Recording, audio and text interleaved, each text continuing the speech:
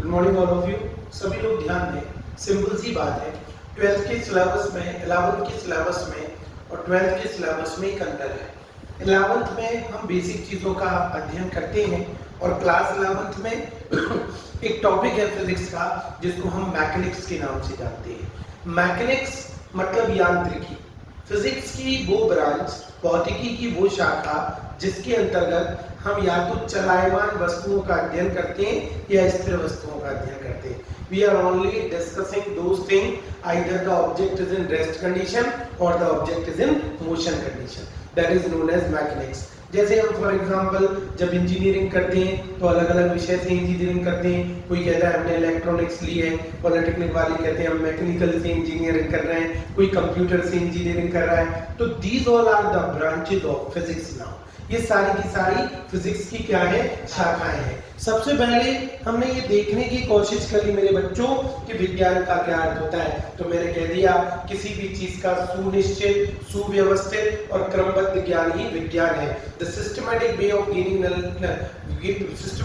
Gaining knowledge is known as science. Science is derived from the Greek word scientia.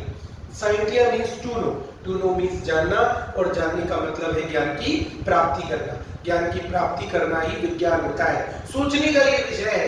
Class first से लेकर 10 तक हम कहीं ना कहीं ईबीएस या मुख्यतः साइंस पढ़ते हैं। तो साइंस का अर्थ ही ज्ञान प्राप्त करना होता है। हिस्ट्री हो, सिविक्स हो, ज्योग्राफी का हो, एस्ट्रोलॉजी हो, कोई भी विषय हो, फिजिक्स, केमिस्ट्री में मैथ्स और bio, all are the branches of science. Now we are discussing about what is physics. Physics is derived from the Greek word physis. Physis means nature. Nature means प्रकृति। Simple सी बात है। और प्रकृति को संस्कृत में क्या कहते हैं, भौतिक। इसलिए इस विषय को किस नाम से जाना जाता है, भौतिकी नाम से जाना जाता है। तो the subject which deals with the nature and the natural phenomena, ऐसा विषय जहां हम प्रकृति और प्राकृतिक संपदाओं के बारे में पढ़ें उसको फिजिक्स मतलब भौतिकी कहते हैं। अब फिजिक्स की branches computer, electronics, electricity, magnetism, चुंबक, यस और नो, इलेक्ट्रिसिटी, विद्युत, यस और नो, ऑप्टिक्स, लाइट, ये सारी की सारी चीज। लाइट, अब क्लास 10th में आपको याद होगा क्या पढ़ा था, परावर्तन, रिफ्लेक्शन ऑफ लाइट, अपवर्तन, refraction of light. These all are the branches of physics. इकाई की शाखा है। बहुत बढ़िया। कहने की बात ये है, ये सिंपल कोई विषय नहीं है। ये विषय, ये सब्जेक्ट वो सब्जेक्ट है जो हमारे दैनिक जीवन में काम में आता है। बोले सर प्लीज बताइए ना, ये हमारे दैनिक जीवन में कैसे काम में आता है, क्यों, सही बात है कि नहीं है? तो मैं आपको ये सिद्ध कर दूंगा कि ये विषय हमारी आवागमन में, हमारी जिंदगी के सुबह से लेकर शाम तक जितना भी काम करते हैं उन सब में फिजिक्स समाहित होती है।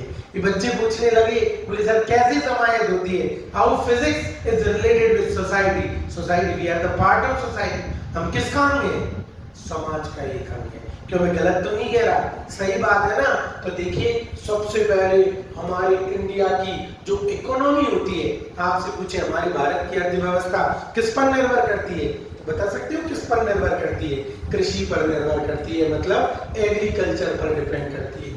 आगे बात समझ में। अब मुझे एक बात बताओ आप लोग, जब हमारे भारत की अर्थव्यवस्था कृषि पर निर्भर करती है, सिंपल सी बात है, तो आप मुझे सोच कर के ये बताओगे कि पुराने जमाने में किससे खेती होती थी? बैलों से, हलों से। वैज्ञानिक उपकरण नहीं थे। क्या इलेक्ट्रिकल एप्लायंसेस उस समय यूज करते थे?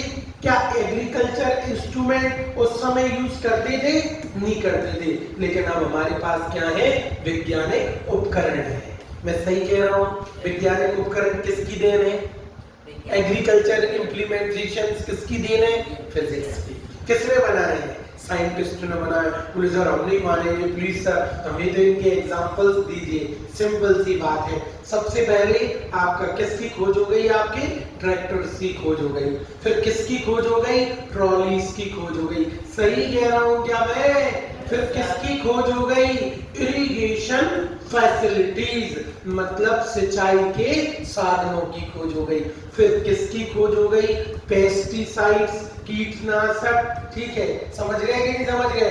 तो ये सब किसकी है? यहाँ तक कि जब फसल आ जाती है, देखो हमने फसल को उगा लिया ट्रैक्टर्स और उपकरणों की हेल्प से।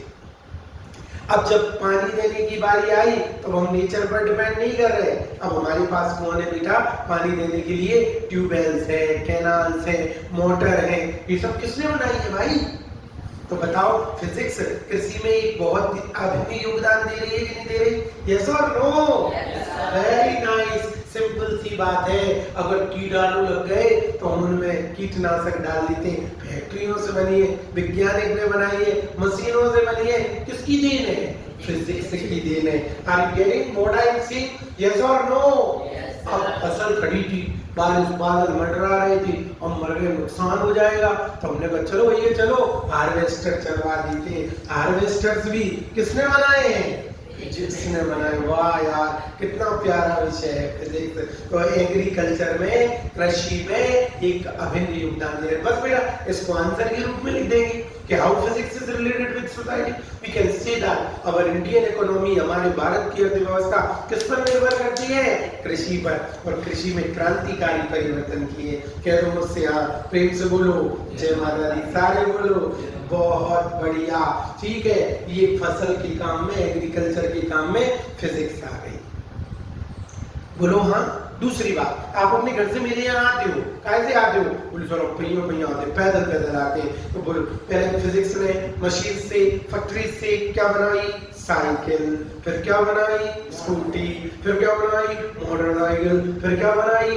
कार। थोड़ी देर के बाद बस, छुक छुक छुक ट्रेन, और धुन हेलीकॉप्टर, एरोप्लेन। ये बालक कहने लगा बोले सर मैं तो अंतरिक्ष में जाऊंगा।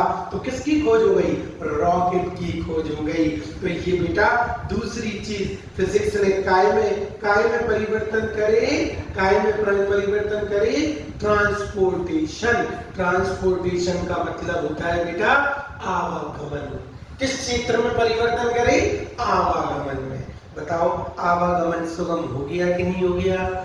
जाने में देरी लगती थी, अब जल्दी पहुंचते कि नहीं पहुंचते? यस और नो? तो फिजिक्स ने आवागमन के क्षेत्र में भी क्रांति, मतलब मीन्स ऑफ ट्रांसपोर्टेशन में taking a place a very important role of physics and their factories to make the vehicles. Are you getting what I am saying? Not only in land, now only on also in water, ships. ये दो ना बहुत बढ़िया। और in airways is there, helicopters, aeroplane and rockets are there. Very nice. तो physics ने हमें दो जगह फायदा दे दिया है। सही बात है कि नहीं है? यस और नो? अब तीसरी बात आई मेरे बच्चों, सिंपल सी बात है। पहली पार्ट क्या हो गया? एग्रीकल्चर के क्षेत्र में। दूसरा क्या हो गया? ट्रांसपोर्टेशन की, जहाँ कार आ गई, ट्रेन आ गई, बस आ गई, एरोप्लेन आ गई, एक्सेट्रा आ गई। जो तीसरा पार्ट है सिंपल सी बात है, पहला एग्रीकल्चर, दूसरा ट्रांसपोर्टेशन हो गया। जब तीसरी बात आएगी तो पहले हम मैसेजेस करते थे। बोले सर अगर हमें किसी एक राजा को दूसरे राजा के यहाँ संदेश भेजना था तो भैया संदेश वाहक जाता था, वो चिड़िया उड़ के, जो चिड़िया नहीं, तोता तोता तोता जाता था, एक स्थान से दूसरे स्थान तक जाता था, संदेश वाहक जाता था, मैसेंजर लेके। कहो ना आज तो मैसेज करना है तो कितनी लेटेस्ट, पहले टेलीफोन, फिर मोबाइल, फिर इंटरनेट। अरे भैया अब तो लाइव चैटिंग होने लगी। क्यों, मैं गलत तो नहीं कह रहा? अब बोलो ये किसका योगदान है? फिजिक्स का। तो बेटा ये तीसरा पॉइंट आ गया, इसको कहते हैं मीन्स ऑफ कम्युनिकेशन। कम्युनिकेशन को हिंदी में क्या कहेंगे? अरे यार जानते हो तुम, संचार के क्षेत्र में।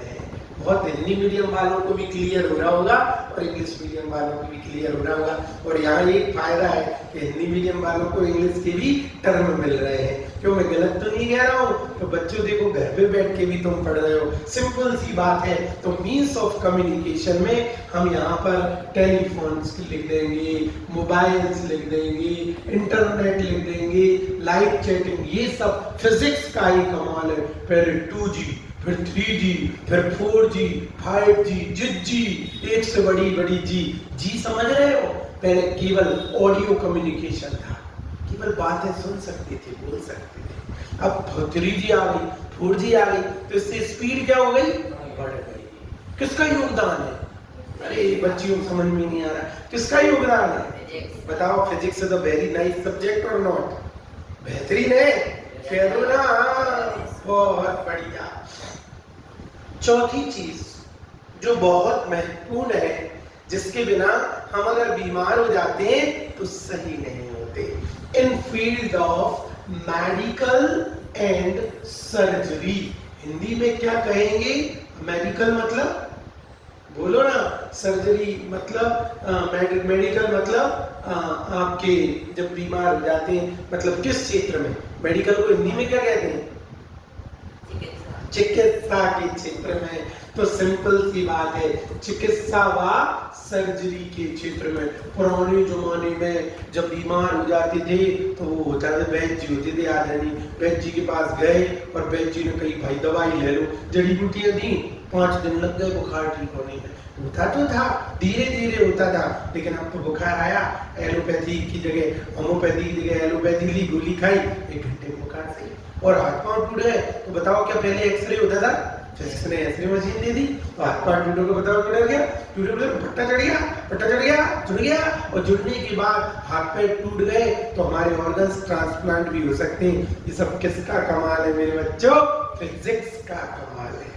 बहुत बढ़िया। तो यहाँ पर अभी हमने जो स्टडी करी है बच्चों, वो ये स्टडी करी है कि विज्ञान का अर्थ क्या होता है? जानना होता है। दुनिया के सारे विषय विज्ञान में शामिल है, दुनिया के जितने भी विषय हैं वे सब विज्ञान की शाखा है। फिजिक्स फिजिक्स से मिलकर बना है, जिसका अर्थ होता है नेचर, नेचर मतलब प्रकृति, प्रकृति मतलब भौतिक। तो जहां पर हम भौतिक और भौतिक परिस्थितियों के बारे में, प्राकृतिक चीजों के बारे में अध्ययन करके उनसे कोई चीज बनाए, उसका उपयोग करें, उसे फिजिक्स कहते हैं। फिजिक्स में इलेक्ट्रिसिटी मतलब विद्युत, मैग्नेटिज्म मतलब चुंबक, मैकेनिक्स मतलब यांत्रिकी, ये सब फिजिक्स की शाखाएं होती हैं। फिर इसके बाद हमने देखा कि फिजिक्स समाज पर क्या प्रभाव डालती है, तो फिजिक्स हर एक ब्रांच पर प्रभाव डालती है, चाहे वो कौन सा क्षेत्र हो, कृषि का, चाहे वो कौन सा क्षेत्र हो, बोलो ना, ट्रांसपोर्टेशन आवागमन, चाहे वो कम्युनिकेशन संचार, और चाहे वो मेडिकल और सर्जरी हो। बहुत बढ़िया। ये जो पहला चैप्टर है पेपर में कम ही आता है, एक एक नंबर में प्रश्न पूछ सकते हैं। एक चीज और पूछते हैं, किस वैज्ञानिक ने क्या खोज करी थी? अगर तुम लोगों से पूछें कि वो कौन से फिजिक्स के भारतीय वैज्ञानिक हैं जिन्होंने बहुत कुछ किया है और जिनको इस क्षेत्र में कैसा प्राइज मिला है, he or she getting the Nobel prizes, मतलब उनको एक बहुत प्रतिष्ठित पुरस्कार मिला है। नाम सुना है? चंद्रशेखर वेंकट रमन, सीवी रमन, जिनने रमन प्रभाव की खोज करी थी। जब सूर्य की किरणें ग्लेशियर पर आकर गिरती थी, the rays of light fall on the glacier, then how many colors you will get? You will get the 7 color.